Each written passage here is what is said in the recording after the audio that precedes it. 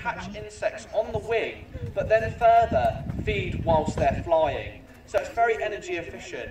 They then adapted to be able to fly and see through the smoke as well. So they can just feed and fly the whole time. And they will do this out in the wild. They'll be attracted to the smoke. But you also get a whole host of different animal life as well.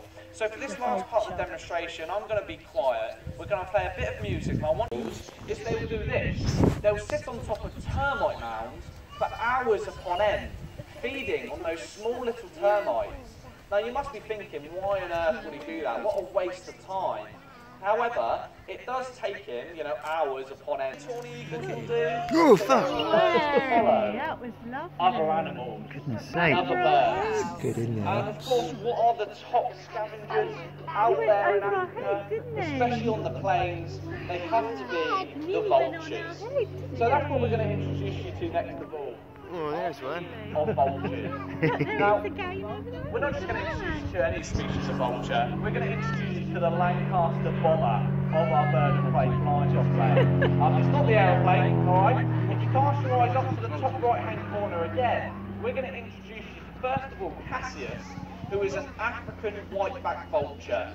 He's weighing in today at around about 9.5 pounds in weight, and he also has about a 6 to 7 foot wingspan from tip to tip. Once you see him, you won't miss him. He's like a flying barn door. Here he comes. Look at this. Heading on in to fly on to Simon and land with him. Look at that. Or ignore him. Beautiful bird.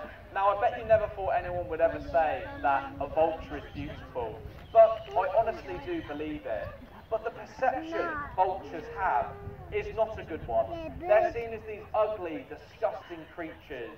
And these animals or birds that do the worst job in the world. And, you only ever see them on TV as, being in rotting carcasses with blood all over them, fighting and squabbling. That is the life of a vulture. But what they're actually doing and what they're designed to do is they're the clean-up crew of the wild, the dustbin men of the countryside. And I don't know if anyone's noticed, but we've been joined by a second vulture. Look at this. Crossing over. This is Cassius's brother, Picardi.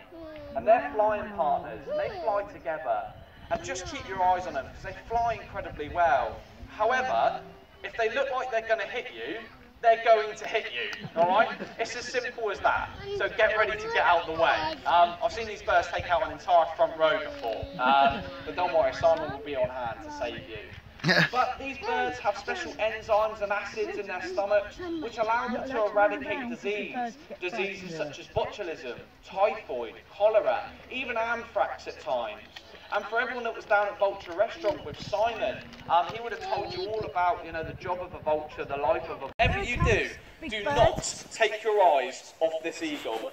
As I said, his name's Othello, he's an African fish eagle, and that's exactly what we're going to try and show you.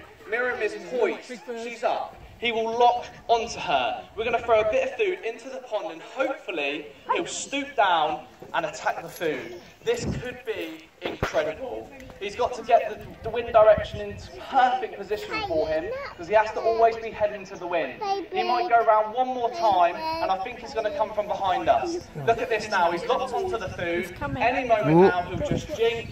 He's going for it now, look at this! Wow! That's how you start a demonstration. Good boy. And that was it. Wings of Africa, that's it, that's over. Brilliant, thanks for watching. What a way to start the demonstration. And we kind of just demonstrated to you exactly what he'd be doing in the wild, and that's all you really need to know about him. He's an eagle, he comes from Africa, and he loves to fish. But it's not the only thing that he'd be taken out in the wild, as it goes with prey. He'd also be taken, to be fair. So that's what we're going to try and do. Now, did anyone get that picture of the African fish eagle fishing out of our extensive African lake?